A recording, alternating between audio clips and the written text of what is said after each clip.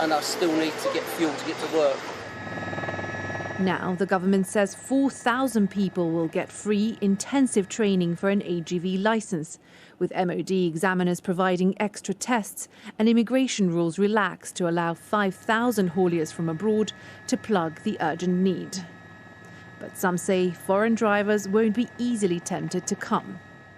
It all depends what the wages are. If the money's right to entice people to come over here, move them away from their families for essentially a short period of time. I personally can't really see it working, but the proof's in the pudding. As pumps on some forecourts run dry, there's pressure to find quick solutions. This is the second petrol station on this road that's run out of fuel. Staff say they're expecting a delivery, but they don't know when or what type of fuel it will be. Transport Secretary Grant Shapps said the industry must continue to improve conditions to retain new drivers. But with a shortage so severe, some are warning it could be 6 months before new government measures take effect. Some of the things that are being done will help. It's questionable as to how quickly they're going to be able to apply. So we're talking about immediate fixes. And I think it's very difficult to tell how that will actually plug the gap of 100,000 HGV drivers short. Until that gap is plugged, supply issues like these are likely to continue. Milena Veselinovic, Sky News.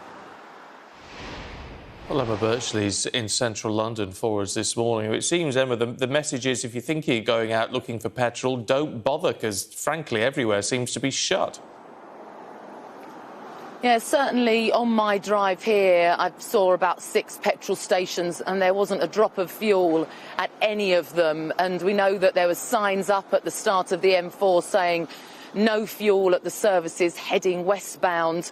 And overnight, petrol stations that were closed, they get a delivery and then you start seeing the queues. So we've got some pictures from 4:30 this morning at a petrol station in West London where people were queuing up, and inevitably when they hear there is fuel, people keep coming. They're blocking the roads, causing all sorts of confusion for the traffic around there. So, you know, it can change when a delivery comes, but the fact is it's very, very unsure at the moment. And now we're getting details of the contingency plans from the government, which it's hoped will start to ease it. So, as was reported yesterday, 5,000 temporary visas, which will allow drivers from outside the UK to come in. That would start from next month and right up until Christmas Eve. Also, those 4,000 extra lorry drivers that are going to be trained up, some new investment from that, but also existing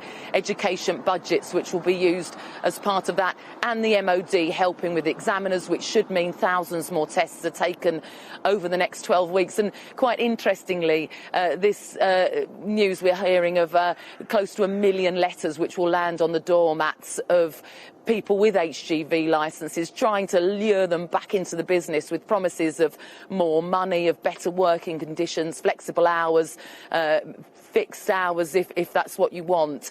So trying to get a stronger domestic workforce that is going to make sure that there aren't supply problems. But we are 3 months away from Christmas. We know that temporary visas have also been granted to 5,500 poultry workers, just as they were granted to help fruit pick during the summer. It's all trying to keep things moving, but time is ticking for Christmas. And in the short term, you know, people are driving around. We're seeing people coming up here, pulling up, going, asking where the fuel is. People slowing down, just checking. It's the same everywhere as people try to find fuel. Many people who desperately need it for their work or to visit family.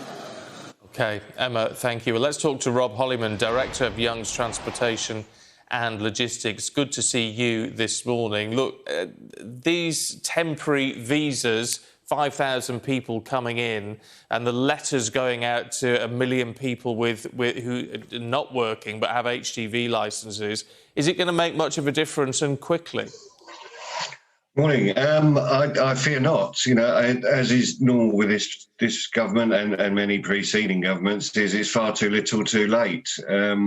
We reckon, and the RHA, you know, the trade body, reckon that there's somewhere around 20 to 25,000 drivers that left our shores at the end of last year and haven't returned. So we're talking about a fifth or 20%. Of those drivers that we need back being granted visas. So what about the other 80%? And why couldn't it be, you know, the 25,000 visas? I don't understand why they've limited it to 5. What about? Forgive me, but I mean, it's, you know, that adds something to the equation. 5,000 at least, 4,000 new drivers qualified pretty quickly, hopefully, in all of this, and former drivers being invited to come back. I mean, as a whole package, doesn't it make a difference? No, I think there's a couple of red herrings in there. It says that they're going to be training up 4,000 drivers. Well, we've got somewhere in the region of 40,000 drivers that are trained up, that are waiting to take the tests. It's not more training that's the immediate problem. It's getting these tests taken that's the immediate problem. So the right into 1 million drivers, let's be honest, you know, those 1 million drivers have heard all about the salaries that are being bandied around. If they wanted to come back into the industry, I suspect they'd have come back in now if they could. But what nobody's mentioning with these 1 million letters is that there's a requirement for them to have a certificate of professional competence. They have to sit for 35 hours in a classroom every 5 years. A lot of drivers that have retired or left the industry have let that lapse. So before they can sit behind a wheel, they'll need to get 35 hours in a classroom behind them, which will cost them anything between £300 and £800. So it's not as simple as just writing to them and saying, come back to the industry. I've been saying, and as has the RHA, let's give a dispensation to people to say, look, the CPC, if you retired or left the industry in the last year or 12 months, 18 months or 2 years, then you can be able to come back into it without having a CPC for 6 months. Maybe 12 months, I don't know. We could have a set period just to get us through this crisis, because a crisis is what we've got. Yeah. I mean, you talk about the salaries being bandied about. I mean, who's going to pay for that? Is that going to fall down to the likes of your company to find more money to pay these people? Well, it's going to be you and me that pay these increases, because it's going to filter down to the end user. You know, the companies that are paying the enormous salaries, and we're hearing 60s and 70s and £80,000 a year, for goodness sake, they are the supermarkets. Now, how factual those salaries are and based on what, I can't tell you. But if we're going into salaries of that sort of region, then that's going to reflect on the end user, which is you and me buying the product at the supermarket. I mean, you mentioned sort of too little, too late. I mean, it's a cliche in a way, but it is. But even if everything went to plan, even if everything the government has laid out worked beautifully, how long does that leave us before things are improving on the roads? I don't think you'll notice much difference with what there's planned so far. I really don't. I'm sorry to be so pessimistic, and I'm not one of those that seem to scaremongering or shouting and screaming. It's not that simple. It is a simple solution, but they're not adopting it. The simple solution is 5 times as many visas. It's get these tests done 7 days a week, 20 hours a day. Drivers drive at night. Why not have a test at night? It's giving support to the industry for young drivers who the insurance companies want massive premiums for under 25s, or for those that haven't been driving for 2 years. The government could underwrite those additional premiums. That would help get young people back into the industry. But what everyone seems to neatly sweep under the carpet is us, the general public, treat drivers with contempt. We do, whether we intend to or not, we do. 15 months ago, these guys were hailed as haulage heroes. They were effectively risking their lives by going into places where they knew nothing about the COVID protocols. They could be great, but they could be diabolical. So they actually were going in blind. Our shelves remained full. Obviously, you had the ridiculous panic buying that we've got of petrol now. We had that at the beginning of the COVID crisis. Surely we all remember that, where toilet rolls were disappearing off the shelves and goodness what, and pasta for some reason or other. these are the same people, I suspect, trying to get the petrol now, which is just selfish and totally inconsiderate. But these guys were haulage heroes. Now we're down the road a bit, and forgive the pun, but they're turning up at premises and being told, no, you can't use our facilities, it's staff only. There's far too few truck stops in the UK. We've been campaigning for that, the RHA as well, for years.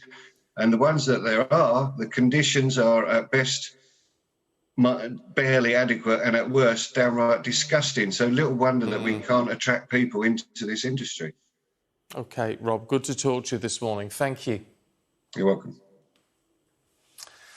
Now, Sir Keir Starmer's watered-down proposals for changing Labour's rulebook will be put to the party conference in Brighton following a bruising internal row. He's faced opposition from unions and Labour's left to proposals which would have dramatically increased MPs' influence in the election of a new leader. Now, despite concessions, and some pretty big ones, Sir Keir has managed to put a revised shake-up of Labour rules to a vote which is expected later on today. Our chief political correspondent, John Craig, reports.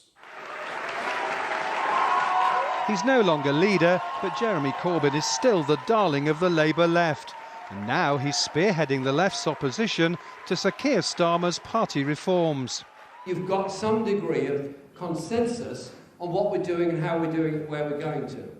If you then tear all that up and say we're going to manage the economy, we're going to reduce expectations and concentrate instead on rule changes within the Labour Party, I really struggle to understand how this is going to mobilise or motivate people to come to Labour in order to defeat this Tory government. I am desperate to get rid of this Tory government. Mr Corbyn's former trade union cheerleader, Len McCluskey, promoting his memoirs in Brighton after his recent retirement, is also condemning Sir Keir's proposals. Unfortunately, this is a pretty naked attempt to try to reduce members' input into the democracy of our party. I'm sad that Keir is supporting it, but it doesn't surprise me. And I hope they get voted down. On day 2 of Labour's conference, Sir Keir wants to move on to promoting the party's policies, with announcements on climate change, housing, schools and online safety. But they're in danger of being overshadowed by the rule change row. Today, the battle over Sir Keir Starmer's contentious proposals to rewrite the Labour Party rule book moves from meetings behind closed doors to the conference floor, where the decisive vote on the plans takes place this afternoon. Sir Keir's shadow cabinet allies claim the reforms are vital for Labour. That we're trying to do something really important this week, which is to get the Labour Party ready to win a general election. That's about making sure our organisation's in shape and to make sure we've got a vision for the country that inspires people and wins back trust. One of the problems with the last set of reforms that were brought in is that it effectively allowed a situation where you can get elected by 20,000 Labour voters and then a handful of activists the next week can give you your marching orders. But Mr Corbyn and his supporters are not giving up the fight. John Craig, Sky News, Brighton. Our political Joe Pike is in Brighton for us this morning. Look, Joe, I mean, these modified reforms going to the floor this afternoon, what happens to Sir Keir if he doesn't win this? I think it would be an embarrassment, but normally with the Labour Party conference, Stephen, they wouldn't push for a vote on the conference floor if they didn't think they could win it. And it's not a normal vote of party members. Half of the votes come from unions, half of the votes come from constituency delegates. Therefore, the leadership seem pretty confident, but Sir Keir is definitely wishing, hoping, praying he can pivot now to policy. One senior ally of his told me last night this was messy but a win for a number of reasons that John Craig has set out in his report. The pivot to policy will partly be on education and on private schools.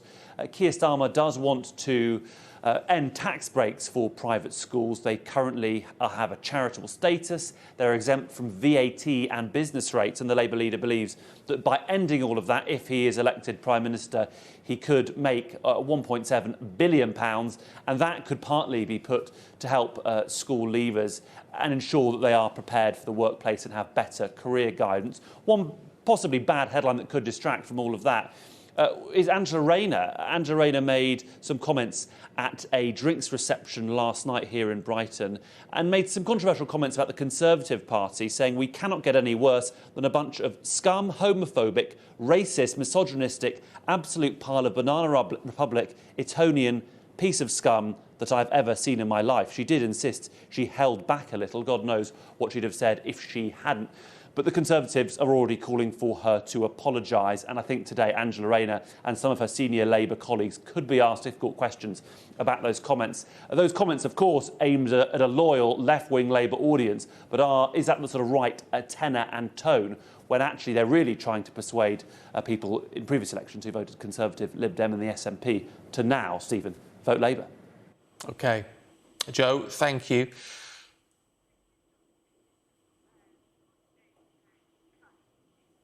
Now, Anthony Joshua has failed to retain his heavyweight titles after being beaten by Ukraine's Alexander Usyk in a 12-round fight in North London. Hannah's got all the details for us this morning.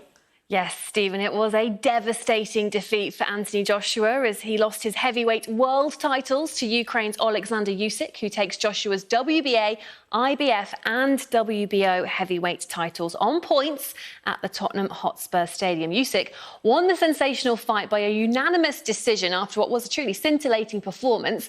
The judges scored the fight 117 to 112, 116 to 112 and 115 to 113, all in favour of Usyk.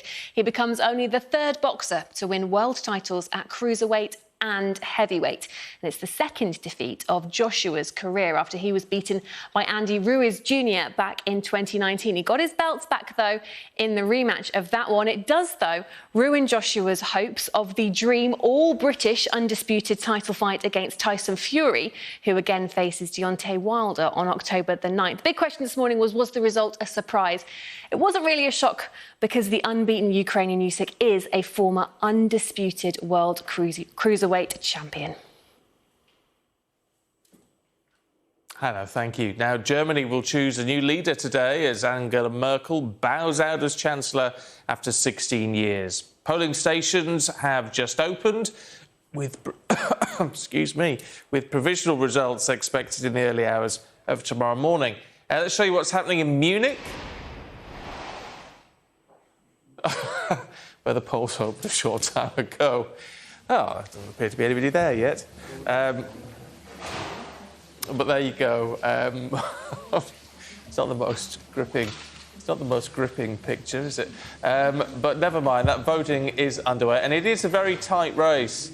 This one. There will be a coalition as a result of all of this. The big question is who is going to end up being Chancellor. Will it be Angela Merkel's chosen successor from the CDU, who really doesn't have a lot of popularity? It has to be said he's a quite unpopular figure. Or will it be... oh, there's someone going in to vote. There you go. The other candidates who are seen as much more charismatic, even the potential leader of the Green Party. I mean, they're trailing in third place in the polls at the moment, but possibility that she may be able to step in as Chancellor, all part of the negotiations which will happen depending on when what that result is. And so we'll get provisional results tomorrow.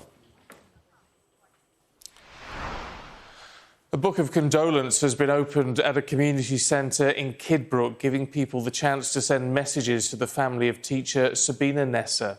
The 28-year-old was murdered as she walked to meet a friend at a pub just 5 minutes from her home in south-east London. At least 3 people have died after a train derailed in north-central Montana. A spokesman for rail firm Amtrak said 5 cars of the Empire Builder train, which runs between Chicago and Seattle, derailed near Joplin. Now, there have been more evacuations on the island of La Palma, where a volcano has been erupting for a week now. The airport has been closed. Emergency services have had to retreat because of ongoing explosions, which are sending a thick plume of smoke into the air. Becky Cottrell reports.